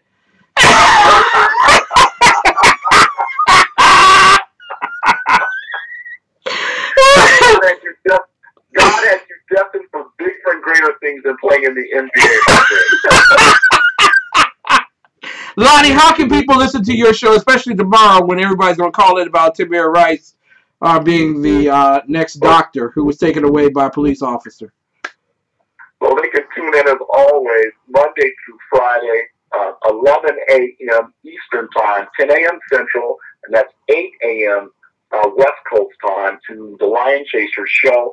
If you are on the web, as everyone is, go to urbanfamilytalk.com. That's urbanfamilytalk.com, and just click on the show link. It'll take you right to the Lion Chaser show. You can also catch us on 7 terrestrial radio stations throughout the U.S. as well. So we're both on traditional radio towers with 7 stations across the country and also internet enabled. So you can even internationally. We are now beginning to build a listenership in the great nation of Jamaica. So we're excited about that as well. That's urbanfamilytalk.com. Click where it says Lion Chasers. You'll see my smiling face there.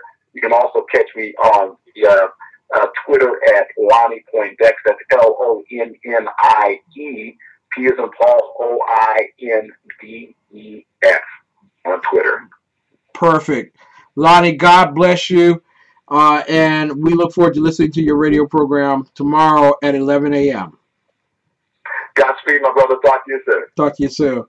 Ladies and gentlemen, that's Lonnie Poindexter. And if you really want the truth, you tune into Lion Chasers Radio, the Lion Chasers Network. You can go to Facebook and find it, also on the internet at Urban Family Talk.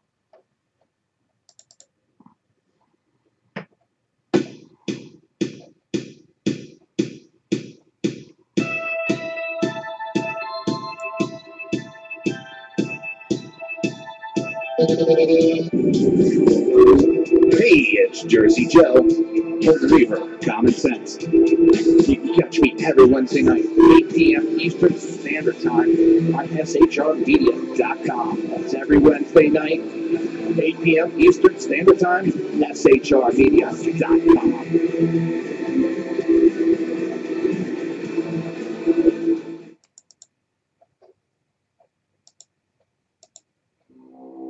In a world controlled by corrupt politicians, You got a business.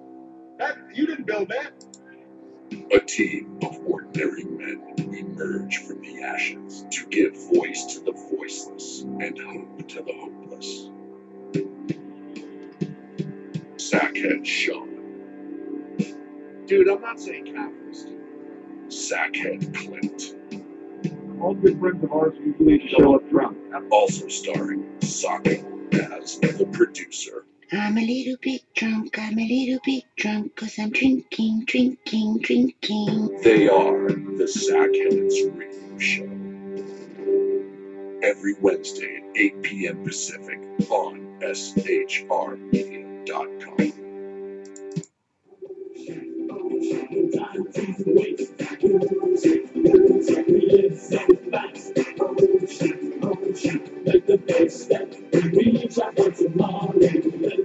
Time for an unpleasant blind guy, conservative bite. When celebrities talk, though this shouldn't be the case, people listen, and they act on their words.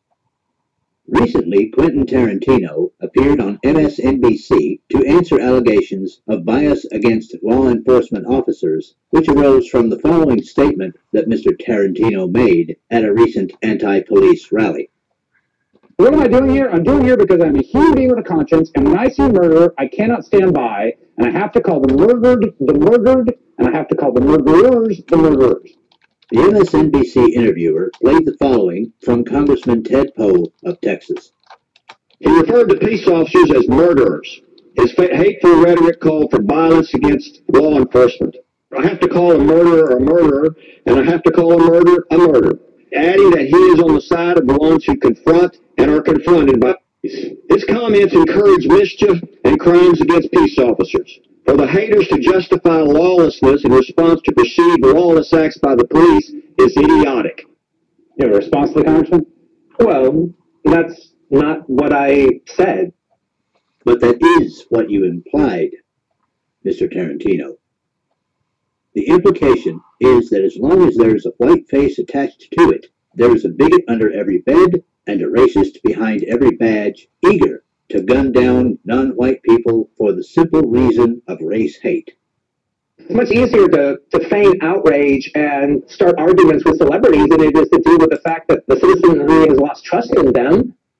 More accurately, Mr. Tarantino, it is easier for people like you, who haven't lived in the real world since the launch of your cinematic epic Lovebirds in Bondage in 1983, to create pseudo-fact as if it was a movie script, and then try and impose your own particular style of social engineering on the real people of the United States of America who live real lives in the real world, and who, unlike you, do not have armed security protecting them. They want me to shut up, and they want to make sure that no other people, citizens, will stand up for that side. This last statement, Mr. Tarantino, tells everyone anything they need to know about your character. You consider yourself a prominent citizen. Well, be one who is not unsympathetic and understanding that you haven't lived like the rest of us since Ronald Reagan was in the White House and Donna Summer was working hard for the money. Allow me to correct you. This is the United States of America. We are all prominent citizens in this country. I will allow that in your Hollywood bubble, and to those unwise enough to listen to celebrities as if they had some sort of special wisdom, you are influential. But every citizen, regardless of background of the United States of America, is a prominent citizen. I know you do not believe this to be the case, but the rest of us do. Your opposition does not want you to shut up. We extend to you, as we should, the right to free speech, which every citizen in the United States of America enjoys thanks to the sacrifice of the men and women of our armed forces. But we also expect for you to respect our right to speak freely, and this includes criticizing you. In the real world, sir, people receive feedback all the time, including me, and it's not always positive. That is how free speech works for all the citizens of the United States, including you. They're going to read what I said. They'll watch this show. They'll hear what I have to say. And I think they'll make up their own mind, and we'll see what happens. We certainly will. For my part, I will put the whole of Mr. Tarantino's MSNBC interview up at UBG Contact Twitter so that I will not be accused of taking remarks out of context. Mr. Tarantino, this may be difficult for you to believe, but it is not hyperbole when I say that all over the United States of America, right now, good law enforcement officers who treat everyone equally go on watch, knowing that people like you have helped to influence some people that it is not only acceptable for them to commit crimes, but it is acceptable for them to resist law enforcement even to the point of deadly force rather than be apprehended for those crimes. Some of those people are armed, some are not armed. Mr. Tarantino, it is the duty of law enforcement officers to protect and to serve. If you wish to make the situation better, sir, might I suggest that you begin producing movies that do not make the commission of crimes look cool. Might I suggest that you begin supporting things like the Open Heart Closed Case campaign. Might I suggest that you familiarize yourself with the cases of such people as Sharnice Milton, Willie Sherrod, and Cecil Mills. Might I suggest that while you highlight cases that you believe portray law enforcement officers as murderers, you step up and address the problem of black-on-black crime. Mr. Tarantino, you can do a lot of good with your influence, and your words can do a lot of harm. But whatever happens, you can rest assured that police protection will always be there, even for people like you. Mr. Tarantino. This has been an Unpleasant Flying Guy conservative fight.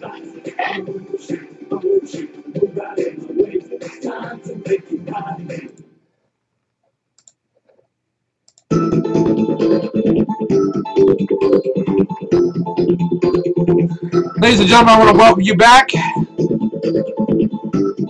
the best in urban conservative talk. It is the Exceptional Conservative Show. We are in the late hour. There are no more commercials after this. I want to thank also the Unpleasant Blind Guy, Dave Milner, for his contribution there. And also Jersey Joe. You have to listen to him during the day, people, on High Plains Talk and many others, especially Conservative Commandos Radio Network. I'm telling you, just a great overall talent. She works hard for the money. When he said Donna Summer was working hard for the money. Oh, man, that's funny.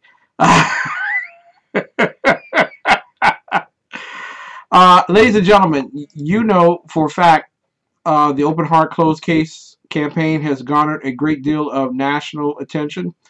Well, we're about to do something very special. We hope that you will be a part of, without a shadow of a doubt. We just put out this release this afternoon, but we will be marching in the Martin Luther King Day Parade in Washington, D.C. on January 18th, 2016. We will be in the Assembly for the Peace Walk beginning at 9:30 a.m.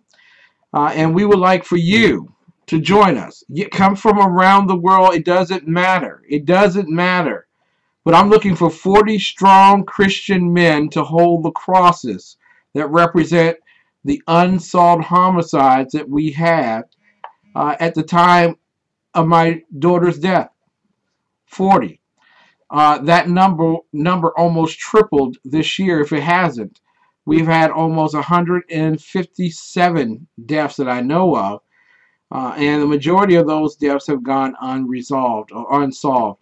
And so we want you to be a part of it. And let me just go here real quick. Shonda Smith, who is the CEO of Murder Mistaken, who will not be able to attend the march, said, hey, family, we need your support. And yes, you can march in the MLK parade and represent our fallen soldiers. How many more have to die, including mine and yours, before you actually stand together to resolve it? Amen. You're always talking about black on black crimes here in the nation's capital.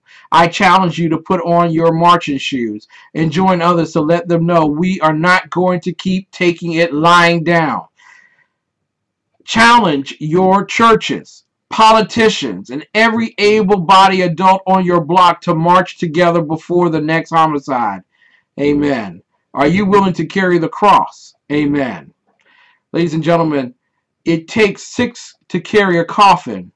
It only takes 1 to carry a cross. We ask that you join us in this march. Again, Monday, January 18th, 2016 at 9:30 a.m. Be there. Go to our Facebook page at Open Heart Closed Case for more details. Ladies and gentlemen, it is tough being an American citizen. It really is. As great as we are just such a great nation, which just a wonderful nation. Why would you not want to be a citizen? Well, part of the problem with being a citizen is that citizenship is expensive. It is quite involved and with a lot of paperwork. And then there is a civics test. But let me just explain to you how to become a citizen of the United States of America. If you meet certain requirements, you become a U.S. citizen either at birth or after birth. So if you're born here, ta-da, you're an American citizen, which is why a lot of individuals are angry with the Mandarin culture that seems to anchor their babies, and also the Mexican culture that anchors its babies, and everyone seems to just anchor babies here. So birth is very poignant. But if you don't do it at birth, our founding fathers understood, even amongst them, that they too would be held to a standard of birth right? And they extended that to naturalization. Now, maybe later on this week, when we continue on our conversation regarding citizenship, what an apt time to do it, since everybody's talking about Ted Cruz. Give me the days of Obama when birth didn't even matter. But in terms of citizenship at birth, you must have been born in the United States or certain territories or outlying possessions of the United States and subject to the jurisdiction of the United States, or had a parent or parents who were citizens at the time of your birth. Now remember now, it says parent or parents. Doesn't have to be both. Only needs one. Birth if you were born abroad and meet the requirements. To become a citizen after birth, however, is very time-consuming and expensive. You apply for derived or acquired citizenship through your parents. Now, this trips me out. It really did. This is how you can get citizenship through your parents. Okay, citizenship at birth for children born outside the U.S. and its territories. There are two general ways to obtain citizenship through U.S. citizen parents. One at birth and one after birth, but before the age of 18. Before the age of 18. Now, in general, a child born outside of the U.S. and is a citizen of birth when the child's parents are married to each other at the time of birth, if and both parents are U.S. citizens at the time of birth, at least one parent lived in the U.S. or its territories prior to the birth. One parent is a U.S. citizen at the time of birth, and the birth date is on or after November 14, 1986. The U.S. citizen parent, and this is the and part, the U.S. citizen parent have been physically present in the U.S. or its territories for a period of at least 5 years at some time in his or her life prior to the birth, at which at least 2 years were after his or her 14th birthday. See, this is really getting involved, isn't it? If the U.S. citizen parent spent time abroad in any of the following three capacities, this can also be counted towards the physical presence requirement. Serving honorably in the U.S. Armed Forces, employed with the U.S. government, or employed with certain international organizations.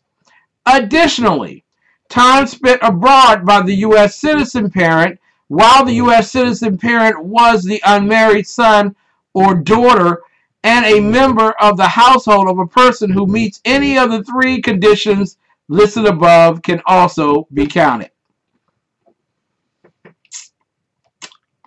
Y'all following along at home? Virtually, I just gone through two categories. You can easily become a citizen of the U.S., boy, I tell you. In general, a child born outside the U.S. is a citizen at birth when the child's parents are not married to each other at the time of birth if the genetic or non-genetic gestational legal mother is a U.S. citizen at the time of birth and the birth date is after December 23, 1952. Okay, we're in Ted Cruz land. For those people who are following along at home, we're in Ted Cruz land right about here. The mother had previously been physically present in the United States or one of its outlying possessions for a continuous period of at least 1 year. By that standard, Ted Cruz is a citizen of the United States of America. Case closed. Can we stop talking about it already? We still don't know about Barack Obama because apparently his father served in World War II. But no one named Obama served in World War II. We got to figure that one out. Figure it out before my presidency ends. Here's the other if-and statement. If the genetic father is a U.S. citizen at the time of birth, the mother is an alien and the birth date is on or after November 14, 1986, and a blood relationship between the person and the father is established by clear and convincing evidence, or the father had the nationality of the United States at the time of the person's birth, or the father, unless deceased, has agreed on writing to provide financial support for the person until the person reaches the age of 18 years. And now, we're still on the or ands. While the person is under the age of 18 years of age, one of the following occurs. The person is legitimated under the law of the person's residence or domicile. The father acknowledges paternity of the person in writing under oath. That happened. Case closed. The paternity of the person is established by adjudication of a competent court. And, oh man, there's more. The U.S. citizen parent was physically present in the U.S. or its territories for a period of at least 5 years at some time in his or her life prior to the birth, at least 2 of which were after his or her 14th birthday. If the U.S. citizen parent spent time abroad in any of the following 3 capacities, this can also be counted towards a physical presence requirement. Serving honorably in the U.S. Armed Forces, employed with the U.S. government, or employed with certain international organizations. Additionally, time spent abroad by the U.S. citizen parent while the U.S. citizen parent was the unmarried son or daughter and a member of the household of a person who meets any of the 3 conditions listed above can also be counted. I hope y'all follow along at home, because I'm trying to figure out how do we explain that to people who are coming into this country. I'm at a loss already. For us, it's very easy to say you either born here or you born to somebody who lived here. That's very easy. But your immigration laws are being convoluted to such an immense portion that not only do you have to pay an amount, we're going to get into this in greater detail tomorrow night. I'm just going to have to do it. I've got to skip what I was going to do tomorrow night. But we're going to do it. And we'll be doing it from Wilmington, North Carolina. We'll be on the beaches of North Carolina for the rest of this particular week. And you will be with us. And we will have a little rest, a little relaxation. And we will go over immigration. Oh, man. There's a lot to this. And you're forcing, if you're wealthy enough to get into this country, and there's a way to buy your way into this country, we'll talk about that with the E1 and EB visas. But if you don't have that kind of wealth, you're going through all of this right here, this is just for citizens. We're not even talking about naturalization yet. This is citizenship. These are people who are born here, who are having babies. We got to figure out if you're really a U.S. citizen. You almost need a lawyer. So after you spent $30,000 being bundled up in here and driven across the border by some little Diego who takes your money and runs, bam, here you better have brought a lawyer with you. And this is just for citizenship. We're not even talking about naturalization yet. Automatic U.S. citizenship after birth, but before the age of 18. Wow, we got that's a lot there. That's a lot. When it says "and," it means all of the above. No, not the way it's lined out. Not the way it's lined out. It's an if and. It's a clause if and. Yeah, I know. I understand what you're trying to say, but. Nah, Ted Cruz is legal. That's what I'm trying to tell you. For all those citizenship people, Ted Cruz is legal. But here we go. This is automatic U.S. citizenship after birth, but before the age of 18. Did you know that there was such a thing? Here it is. A child born outside the U.S. is a citizen after birth if, here's the first if, the child was under 18 or not yet born on February 27, 2001. At least one parent is a U.S. citizen. The child is currently under 18 and residing in the U.S. in the legal and physical custody of the U.S. citizen parent pursuant to lawful admission for permanent residence. Here's the other if. If the child was under 18 from December 24, 1952 to February 25, 2001, the child was residing as a green card holder in the U.S. and both parents naturalized before the child's 18th birthday, or, here they go, if one parent died, that the surviving parent naturalized before the child turned 18. Or, if the parents legally separated, that the parent maintaining legal and physical custody naturalized before the child turned 18. Or, if the child was born out of wedlock and paternity has not been established by legitimation, the mother naturalized before the child turned 18. Note, the order in which the child meets the condition does not matter so long as the child meets all the conditions before his or her 18th birthday. Here's adoption.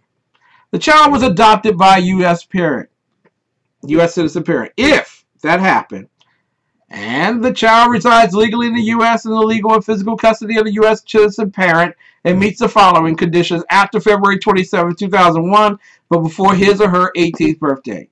The adoptive parent adopted the child before his or her 16th birthday, or in some cases 18th birthday, and had legal custody of the child and resided with the child for at least 2 years.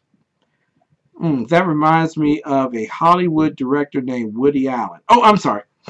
Or the child was admitted to the United States as an orphan, IR3, that's the IR3 grouping, or convention adoptee, IH3, whose adoption by his or her U.S. citizen parents were fully completed abroad, or the child was admitted to the United States as an orphan, IR4, or convention adoptee, IH4, who was coming to the United States to be adopted, and the child's adoptive parents completed the adoption before his or her 18th birthday. If you understood all of that, then you get the fun pleasure of filling out Form N600. It's for your naturalization. There you go. You can be a citizen of the United States of America. Ladies and gentlemen, we'll talk about naturalization tomorrow night. That was just for citizenship, baby. That's citizenship through your parents. We will talk tomorrow night about applying for naturalization, and you will be surprised about how much people have to pay to do this stuff, to be an American citizen. We haven't even done the test. It's a whole lot of stuff. We'll be talking about immigration this week. And quite frankly, you need to know all about immigration and why the real problem with immigration is a legal one and a political one. It's not necessarily that Americans hate immigrants. Ladies and gentlemen, a man once told me to live bravely and never die a coward. I promise you I always will. And as far as I know, and I have been assured this, God has blessed America. Now it's time for America to bless God. I want to thank everybody for tuning in tonight, and we look forward to you coming back tomorrow night as we continue our exploration of immigration. For all of you who tuned in, God bless you, and we look forward to you coming back tomorrow night for more of the best in urban conservative talk.